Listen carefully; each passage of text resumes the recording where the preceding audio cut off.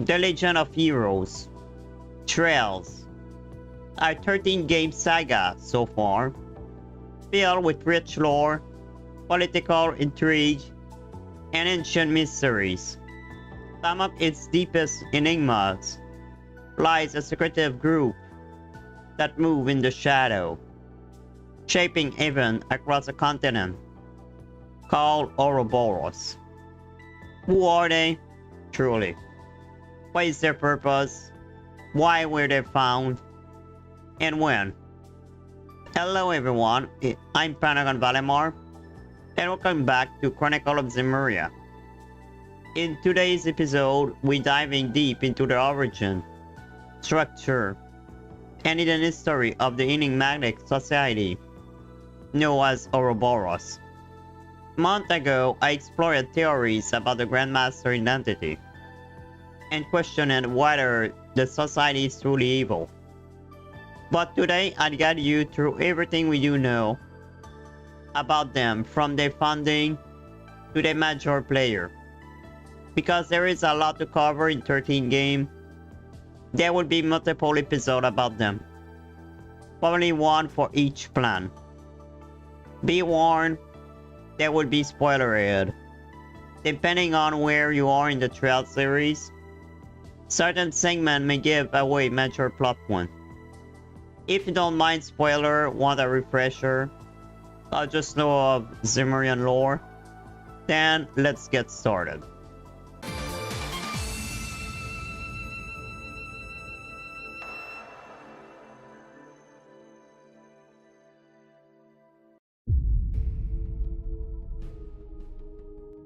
Before we begin, let's understand what that society is and how they work. Ouroboros is a shadowy organization operating across Zemuria, not often labeled a crime syndicate. Its true motive remains one of the central mysteries of the Trail saga. In every arc, they stand as one of the primary antagonistic forces, directly or indirectly influencing events. Each arc features at least one member of the society, with some recurring throughout, especially Campanella. But what are they after? Their no objective appear to be the recovery or observation of the Septerium when it's on the ends of mankind. They are 7 divine artifacts bestowed upon Zemuria by the goddess Helios and lost after the Great Collapse. Campanella and Mariabel have implied that Ouroboros is studying how humanity's fate evolved in relation to the Septerium. Whether for salvation or ruins, their actions leave destruction in their wake. The society structure is like this. At the top of Ouroboros sits the mysterious Grandmaster. Beneath her are the Anguis, 7 powerful individuals who oversee the Grandmaster plans, and then the Enforcer, elite agent who carry them out. Campanella, Enforcer number 0, seem to hold a special role, and may outrank even some Anguis. Additionally, there exists a Star Rider, a trio of elite knights serving directly under the 7 Anguis, the Steel Maiden. Every Anguis and Enforcer is assigned a number. While we don't know exactly how rank are determined, the first Anguis is considered the highest, and Enforcer number 1 and 2 are confirmed to be the strongest among their peers. Ouroboros also maintains a network of underground labs, known as the 13 Factories, led by Anguis 6. These facilities develop radical armament technology, often drawn from ancient or forbidden knowledge. Their inventions include the Glorious, a massive airborne battleship, Archaeus, autonomous combat machine, used widely by the Society operative. Despite its hierarchical appearance, Ouroboros functioned through voluntary cooperation. Enforcer can refuse mission, leave the society, or even oppose its action with no punishment. Swearing loyalty under the Grandmaster name, however, carries great weight and unbreakable vow. Let's start with one of the most famous recruits, Lion Sandlot, the Lance Maiden. A legendary heroine from the War of the Lions, she wandered Erebornia for over 200 years, due to a curse of immortality. Believed dead by history, she sought only one thing: reunion with the reincarnation of her beloved Emperor, Rachel Reyes Arnor, who was apparently transmigrated by a curse. Around S-1185, the Grandmaster of Red Line a place in Ouroboros. At first she refused.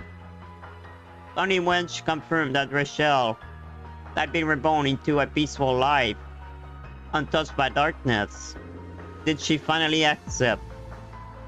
The Grandmaster, however, immediately warned her of an impending crisis. Meanwhile, a brilliant and devout bishop of the Septient Church, George Weissmann, gained access to the church forbidden Apocrypha. There, he became obsessed with the stigma, a mysterious phenomenon tied to the Graal's Rider. Driven by twisted ambition, Weissmann sought to recreate one. He created a personal military unit, then he started looking for the Septarion, more specifically, the Oriole, a Septarion situated in Lebel. His obsession led him to manipulate Rudolph Arundel, a minor noble of Erebornia, and weaponize the power of Erebornia curse. Together, they orchestrated their Imel tragedy, a staged attack blamed on Lebel that sparked the 100-Day War. The curse spread. One of its victims was Rachel Reincarnation, Gilead Osborne. After losing his family in the attack, he made a dark pact to save his son Reen. Liane failed to prevent his fall, which only deepened her resolve. She fully accepted the position as the seventh Anguis, adopting the name Arianhood, the Steel Maiden. After his deal with the darkness, Osborne began to investigate the Amel incident, to enact revenge against the one responsible for killing his family. At the same time, the war in Lebel ended prematurely through Cassius Bright intervention. And Osborne found the one responsible, they got them executed, and thus was promoted Chancellor. A peace treaty was then signed, and Weissmann's plan ultimately failed. The Grandmaster took notice, and after his excommunication and near execution by the church, she saved him and recruited him. He became the Faceless, the third Anguis of Ouroboros. Around this time, Ouroboros began recruiting its first enforcer, Capanella Enforcer Number 0, role unknown, possibly tied directly to the Grandmaster. Another one was McBurn, Enforcer Number 1, a being from another world who fused with a human. His power is unmatched. Since then, he wandered the world without memories of his previous life. Fascinated by him and his power, she recruited him as their almighty conflagration, and was considered the most powerful. Meanwhile, Weissmann had his eye on two interesting individuals. There were two survivors of ML, Leonhard and Joshua. Since the tragedy, Joshua was isolated and was mentally scared. Weissmann manipulated Louve into joining in exchange for healing Joshua emotional wounds. Under the society influence, both became deadly weapons.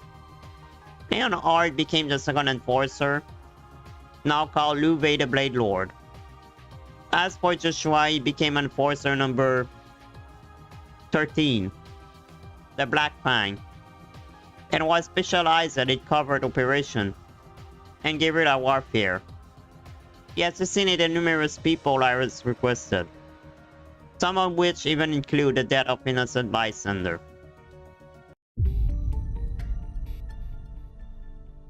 The Society of Ouroboros expanded and began to have multiple members.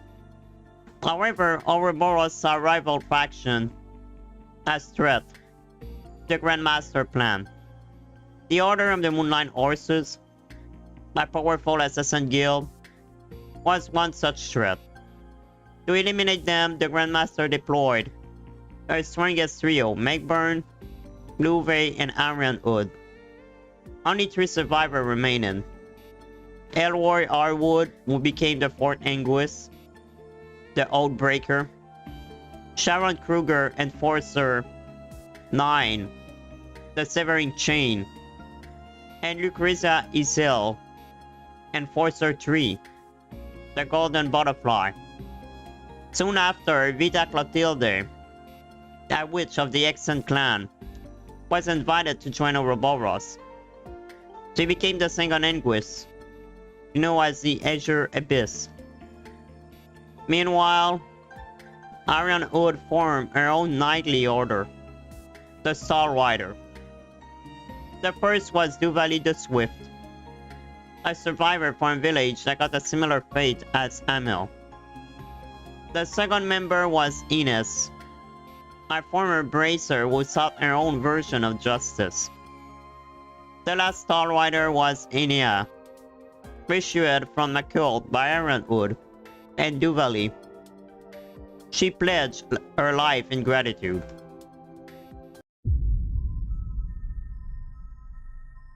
This same cult was one of the most horrific organizations Ouroboros faced.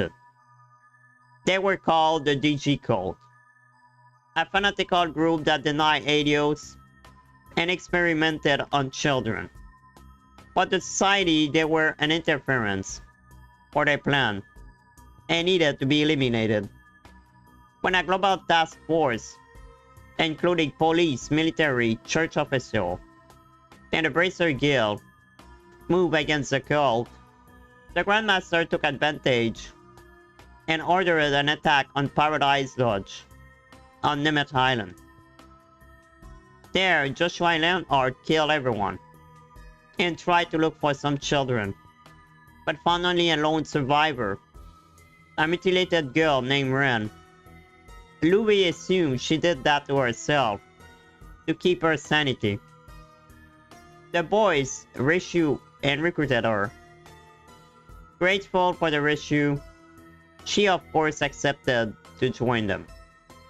With time, Renne became Enforcer 15, Angel of Slaughter.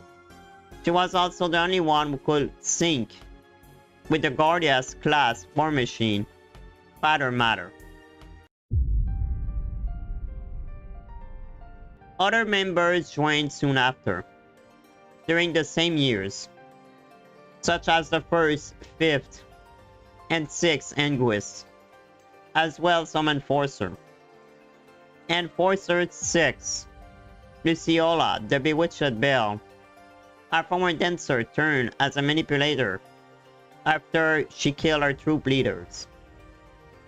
Enforcer 10, Blue Blood, the eccentric phantom thief, operated across Zemuria and was a professional of his work.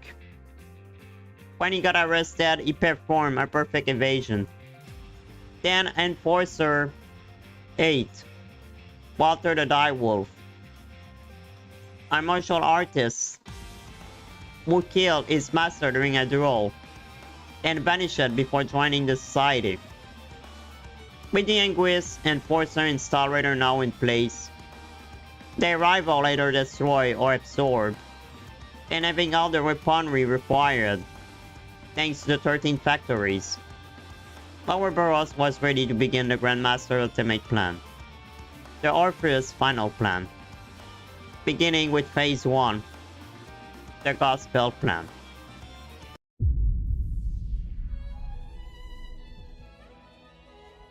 So that was everything about Ouroboros and the Foundation. This is only the beginning, however, as their plan will bring a lot of chaos in Zemuria. Fortunately, there are gonna be heroes who will try to stop them. The next part will be about the Gospel Plan and the impact it would cause in Lebel. That's the end for part 1 of Ouroboros Deep Dive Lore. I hope you like it and can't wait to hear the rest. Now question. What is your thought about the society in general? Is there one in the Anguis or Enforcer mentioned that you prefer the most? Feel free to leave a comment.